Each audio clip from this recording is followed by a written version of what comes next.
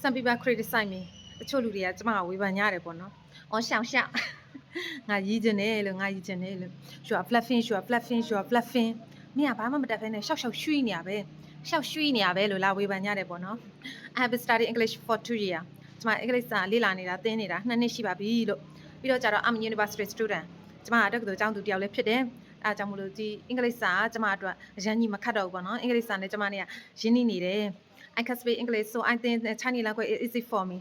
ကျမအင်္ဂလိပ်စာရပြီးသားလူတယောက်ဖြစ်တယ်ဒါကြောင့်မလို့ဒီတရုတ်စာကျမအတွက်ကတော့လွယ်တယ်လို့ကျမထင်တယ်ပေါ့နော်ကျမရှောက်ရွှီနေရမဟုတ်ဘူးရှောက်ရွှီနေရမဟုတ်ဘူးတကယ်သင်ထားတာ I can speak English 我会说英文 I can speak Chinese 我会说中文ကျမအင်္ဂလိပ်စကားပြောတတ်တယ် Chinese တရုတ်စကားပြောတတ်တယ်ကျမကနောက်ပြီးတော့ကျတော့မြန်ကျန့်မြန်မာလူမျိုးတယောက်လည်းဖြစ်တယ်မြန်မာလည်းဖြစ်တယ်ပေါ့နော်ရှောက်ရွှီနေရမဟုတ်ပါဘူးသိပ်ပြီးမဝေဖန်ကြပါနဲ့